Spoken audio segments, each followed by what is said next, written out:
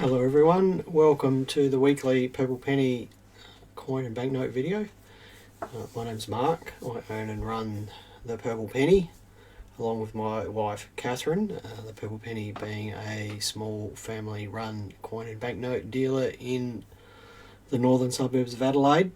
If you're wondering how we do business, we buy and sell coins, banknotes and collectibles over the counter here in the shop and resell those. We're also authorised distributors for the Royal Australian Mint, so sometimes when they release new products they give us a small allocation and they are available here in the shop and through our website if we get enough of those. So we've been here for over 5 years. We operated online for about 10 years before that, and the shop has been excellent. It's been a wonderful thing for Catherine and I to do. And we've made lots of new friends doing this, and we have a good time in here. We are not open Mondays and Tuesdays. Mondays and Tuesdays are our back office days. So we've been having a good time in the last 2 weeks doing the end of financial year stuff when we're not open and over the weekend. So thankfully that's all wound up now. And it's back onto a few coins and things today and hopefully for the rest of the week. Right, let's jump into the news. We generally cover what's been happening in the news in the world of coin and banknotes. Now, I'll mention this every week for the next little while. The Adelaide Coin and Banknote Expo is coming up in the first weekend in October. I'll just put the slide up for that. So, there it is there, Saturday and Sunday, October 5th and 6th. It'll be open from 10 till 5 on Saturday and 10 till 4 on Sunday. There will be free parking. The Royal Australian Mint is going to be there, and they'll be doing a coin swap. If you're not sure what a coin swap is, watch our video from last week, which will be June the 24th, because I covered what a coin swap was and how you can take part with that. So we'll just put the news slide back up and then we'll say a few hellos. Hello Peter. Peter Andrews is watching. Peter's a well-known numismatist, and a numismatist is a learned person who is learned in the area of coins. Peter's an old friend of ours. Hello JJ. Hello Charles. Hello Daryl. Hello Patrick. Another Peter. Hello Michelle. Hello Ray. Hello Bevan. Hello John. Daryl and Antonius. Thank you everyone for joining in. Peter gets a special mention because he was kind enough to supply me with a graph or a graph, depending on what part of Australia you come from, yesterday, and he's compiled the Bluey Sales figures there. Of course, the Bluey coloured dollar coin set, a 3 coloured coin set, was released about 3 weeks ago. The release price was $55, and it was an extremely popular release. It was released via ballot through the Mint. Excuse me. And through their authorised distributors like us. And you can see on that graph there that the sales prices have hit as high as $1,000 or $600. I'll probably ignore the $2,000 sales there, but $600 was fairly consistent in the first few days. And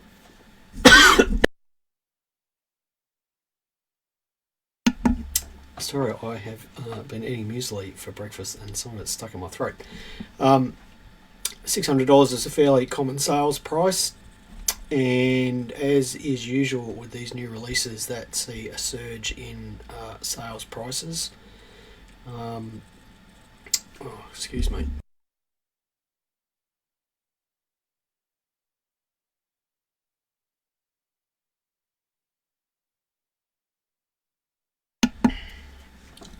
Apologies for that. As is usual with these new releases that see an initial surge in price, the price has of course tailed off because people who want them get their hands on them, and so the price has leveled off down to under between $350 and $400 from that peak of $600. Now, mind you, that is no small return on investment for the people that are selling their $55 sets for between $350 and $400. I did say when the Bluey set was released that it was one of those releases that really spread outside of the coin collecting world. It became very popular in places where the Bluey TV show was popular, such as in the US and in Canada and the UK, and it really brought a whole different group of people here into the shop looking for them. There was a lot of mothers and grandmothers that we hadn't seen before, so I wouldn't be surprised if the price holds for a little while.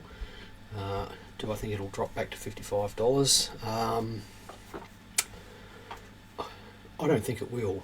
I think it'll probably hold at multiples of the release price, and if the currency determinations are correct and there's going to be more Bluey releases over the next several months, you'll probably see a surge in the price of these sets every time there's a release, as people try to get their hands on the original set to go with the subsequent releases. So interesting graph there, and thank you to Peter Andrews for compiling that for us. Now, this next story is a little bit of a sad one, and it's not actually the story that I found this morning. I found a story this morning about an elderly gentleman in the US who had $200,000 worth of 1 ounce gold coins stolen from his house, and I couldn't find that story when I got back into work this morning, but I did find another one about an ex-serviceman, just a young fella in his mid-30s up in Brisbane, who was robbed on New Year's Eve this year. They went out for a few hours and came home, and the house had been ransacked, and unfortunately his safe had been cut open, and $200,000 worth of gold and silver taken out of the safe, which is pretty awful. It was 10 years worth of savings for him, and this gentleman had deployed overseas several times, and it's a pretty scummy act to do that to someone. But it does raise a few interesting points about how can you collect gold bullion and coins safely. And someone had commented on the news story about the robbery in America that the best safe you can buy is keeping your mouth closed. Almost certainly this gentleman was robbed by someone who knew he had that gold in the house.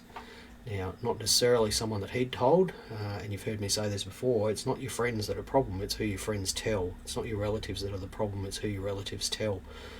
So, if you do have very valuable things that are easy to dispose of, such as gold bullion, then, just keep it to yourself. And if you don't want to keep it to yourself, don't keep it at home. Keep it in a secure lock-up facility or a vault.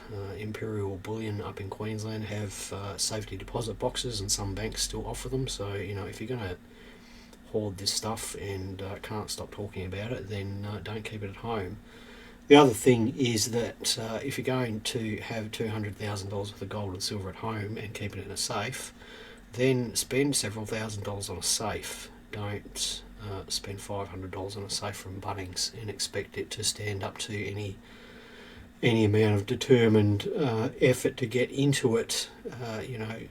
Second-hand safes that weigh 1.5 tons can be bought for $5,000 to $10,000 and then bolted to a concrete slab, and short of dynamite and a tow truck, you're never going to get those open or move them. So, if you are going to stack $200,000 worth of gold, spend several $1,000s on a safe, don't cheap out and get a $500 safe from Bunnings or some other hardware store. So, but that being said, I do feel sorry for that gentleman. He did not deserve that. Reports released by a banking agency in the last week talking about the further decline of cash, and that Catherine and I are always keen on cash. We don't like giving 1.5% of every card transaction through here to the bank, and that's 1.5% of every transaction, regardless of whether it's EFTPOS or credit card. And we can't avoid that, and we prefer not to pass it on. So we always promote the payment for cash in here. So in the last year, mobile wallet payments have gone up another 35%, and that's on top of the 30-fold increase in mobile payments in the last 10 years. At the moment, cash accounts are just 7.5% of transactions by value, and in-person bank interactions are down 47% in the last 4 years. Now, Is that because of the lack of use of cash, or is that because banks are choosing to compel people to stay away from them? Certainly, the bank that we do our banking at has limited the amount of deposits you can do over the counter, the number of withdrawals you can do over the counter. They've removed the change machine. They've put special deposit machines inside the branch, and they're doing pretty much everything they can to keep people away from the counters, limited the number of free transactions and things like that. So, is it just to do with the decline in cash at the banks? No, I don't think so. I think the banks are actively discouraging people. They are a business and they have profits to make, and clearly paying people to handle cash transactions is not an efficient use of their resources. So a recent report handed down to the Senate suggested that 25% of Australians would face a major inconvenience without cash access. So, we're talking 6 to 7 million people in Australia would suffer inconvenience for that, and that's primarily older people and people in the country. And for large groups of people, cash is essential, particularly senior citizens and those in regional areas. And the paradox is that banks are celebrating the closure of their branches. They want to get rid of the branches. So what does this mean? It means that legislation will have to be passed to force cash to remain. Sweden tried to get rid of it, and it caused all sorts of problems, and they've passed legislation now that cash is still to be accessible, and Australia will go the same way. And while I'm no conspiracy theorist, the saying that was in the article I read made a lot of sense to me, is that cash can't crash. When the networks go down, mobile coverage isn't available, cash can always be used, whereas phone payments and cards can't. So interesting article there about the usage of cash and making it available to people. Right, let's just read a few comments before we move into the next item. I do apologise for the coughing. I'm over that now. Hello Andrew. Bevan, probably a bit too early for gin for me, thank you. Hello Mike. Hello Catherine. Hello Gwen. Hello Graham. Peter says to leave your gold bullion in a safety deposit box. Yes, that's the right thing to do. Hello Cam. Peter's mentioned another vault company called Guardian Vaults in Melbourne and Sydney. So if you are in Melbourne and Sydney, there's a couple of names for you. Hello Alison. Hello James. James says closing branches is a problem. Had one where we had lines regularly and closed it and never left an ATM. I did do a bit of a story a few weeks ago about how much money I think it's Bendigo Bank is spending shipping cash up to Coober Pedy. They're spending hundreds of thousands of dollars a week shipping cash up there because the last big bank left. And hello Kim, how are you? Right, next item in the news here is a reimagining of the iconic St George slaying the dragon coin design, which has been on the back of British coins since about 1816 or 1817. It's been on crowns and most well known on the back of gold sovereigns. So it depicts St George there, the patron saint of England, on horseback with a lance, slaying the dragon under the horse. And the original design was sculpted by Bernardo Prestrucci, who was an Italian sculptor who worked for the Royal Mint. The design is still used today, so it's been in continuous use for over 200 years. It has been reimagined from time to time, and in their latest silver and gold bullion line, the Royal Mint in England has reimagined it again. And this time Jody Clark has reimagined that design, and Jody Clark should be a familiar name because of course that's the gentleman who sculpted King Charles III's portrait that you can see on Australian coins now. So quite a pretty design there and quite a historic design. It's interesting to see it in a slightly different format. So those are available in 1 ounce silvers and 1 kilo silvers at £31 and £1,042 respectively. They're also available in quarter ounce 999 gold and 1 ounce 999 gold at £515 and £1,948 respectively. If you want to know how many Australian dollars that is, just double those numbers, and that's about what the exchange rate is right now. Hang on, Catherine's coming in. Hello, Catherine. Jodie Clark designed the last Queen portrait. Oh, dang it. Jodie Clark designed the last Queen portrait. It was Dan Thorne who did the Charles portrait, so I was completely wrong there. Peter says about the St George things, are they not sovereigns? As far as I can tell, Peter, no, they're not sovereigns. It's just a bullion line. Maybe they'll release it on sovereigns. I'm not entirely sure. Right. Topic of the day was suggested by someone to me this morning, and it was to look at some dollar coins, one of which is not legal tender and two of which are. And these are both, one of them is certainly current in the news, the other one is just a fairly obscure coin that lots of people know about, don't know about, and has some interesting history. So the first one here is the so-called 1967 Swan Pattern dollar. You can see there the swan flying left on the left-hand side with Australia and the King's Crown under that, and then on the right there's wattle and the number 100 for the number of cents. So the 1967 Swan Pattern dollar was the brainchild of Australian Coin Review magazine in 1967. When we went to decimal currency in 1966 and the lead up to that, there was a bit of a clamouring amongst the coin collecting community that we have a silver crown sized coin in the decimal currency series, and there was some submissions made to the government for that. Now, it didn't happen, of course. Why did coin collectors want a silver crown coin? Well, it's believed that Australia would have more prestige if it had a silver crown sized coin released, but of course it didn't happen.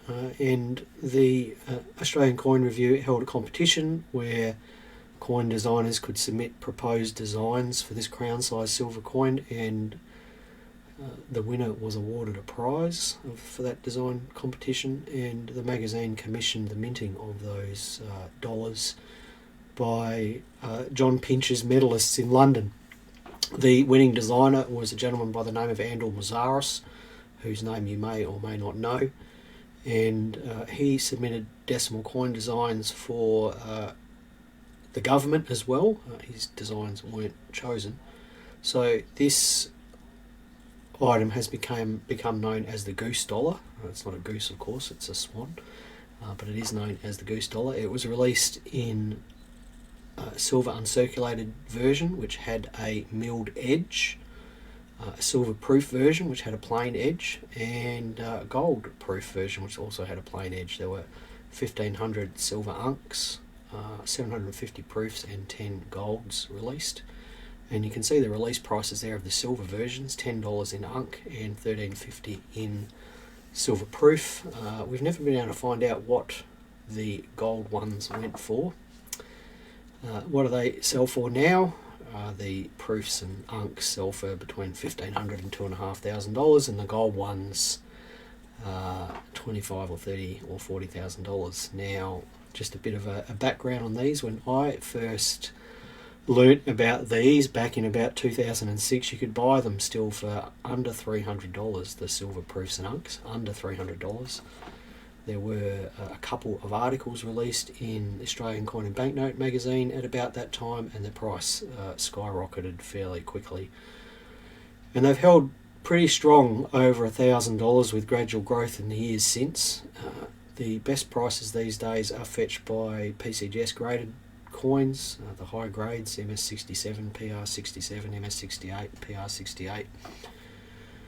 And coins in that grade are scarce indeed, because many of these Swan Pattern dollars were kept for a long time in the boxes of issue, and many of them have hairlines and things like that because they've just dusted off, or not really sure, but a large percentage of them are hairlined and do not grade very high. Now, they're not technically legal currency, they're a fantasy, so they were never intended to circulate, so they are a fantasy. And for my mind, at $1,500 or $2,000 with minted, the proofs at just 750 minted and 1,500 for the unks, they are, I believe, undervalued for such low numbers because they do hold a fairly significant part in Australian numismatic folklore. It's interesting to look back at ACRs from 1966 and 1967 and just read about the competition and the striking of them, and it's just an interesting bit of Australian coin history, even though they're not technically coins. They are, I think Peter's just called them tokens there. I always call them fantasies. They're an example of what could have been, and as I said to you last week, I don't really collect coins anymore, but I do have one of these in my collection, and I believe Catherine does too. And and a box as well. The original boxes are worth a few $100s because a lot of the boxes got thrown away. So interesting thing, and if you can get problem-free examples, and the problem-free examples are very tough to find, I would grab them. If you get it for under $2,000, I would grab them because I think they're still good buying at that price, considering how many damaged ones there are around. So let's just have a quick look here at any comments. Peter says, given that the silver 50 cent was being withdrawn to the high silver value, it's not surprising a silver dollar was rejected. Thanks, Peter, for that. And Peter says getting a problem-free Swan token is very tough. Now, why do I talk about this? I'm talking about this because the Australian Coin Review is restriking these Swan Pattern dollars. They're being restruck by the Royal Australian Mint, and the silver and gold versions are being minted in the same numbers as for the initial release. So 1,500 silver unks, 750 silver proofs, and 10 gold proofs. Release prices are $195 for the silver unks, $295 for the silver proofs, and $5,950 for the gold ones.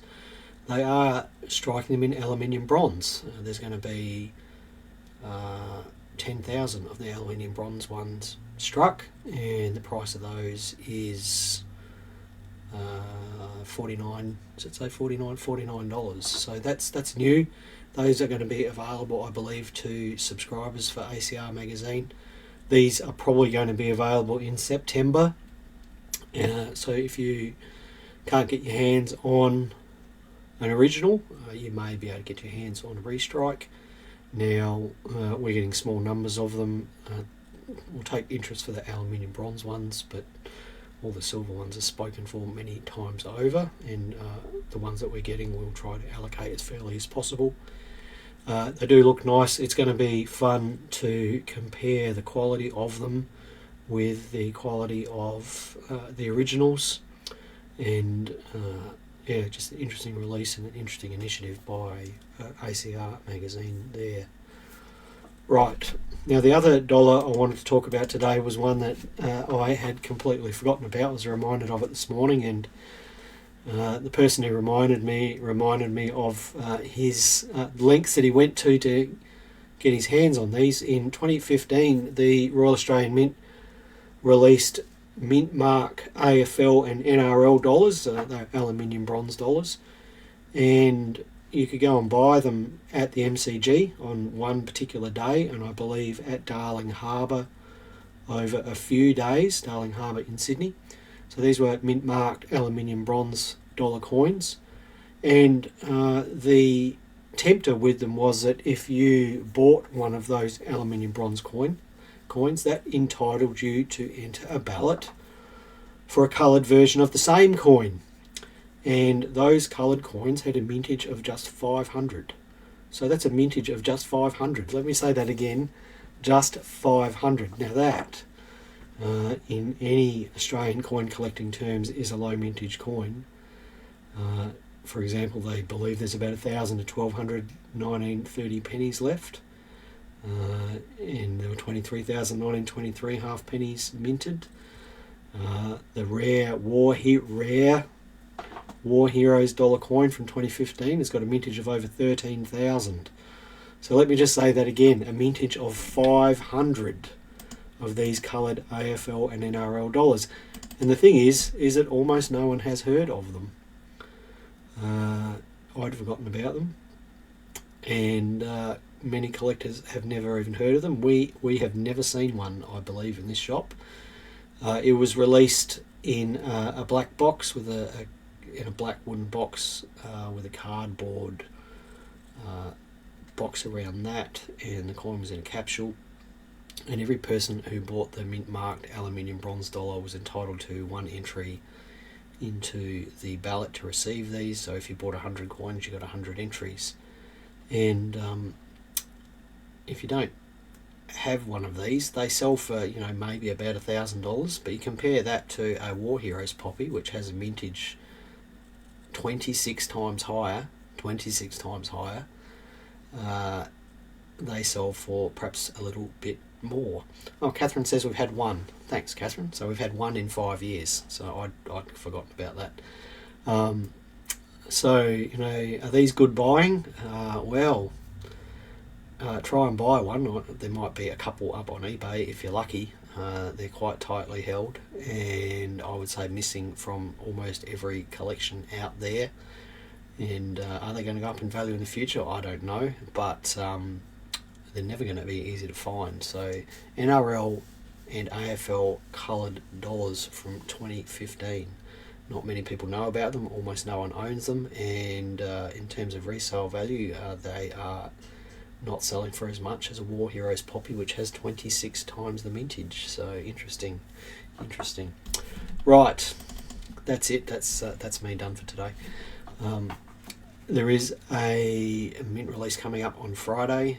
This Friday, it's the Change of Monarch silver proof sets, $415. The release price is for those, and a coloured frosted unk NAIDOC 50-cent piece.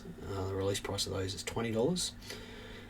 And to go along with that, the mint is going to be here in Adelaide on Friday doing a coin swap in Rundle Mall. And if you sort of ignore all the common $2 and dollar coins that they'll be swapping, they're also swapping bags of NAIDOC 50-cent coins. So the NAIDOC coin is going into circulation, and you'll be able to swap them for face value here in Adelaide on Friday in the mall. I don't know what time they're opening. Jump onto the RAM Facebook page and look at the events there, and you'll be able to find the times for that. And remember what I said about the coin swaps last week. Cash, you have to swap for cash, so don't take your card. Take enough cash.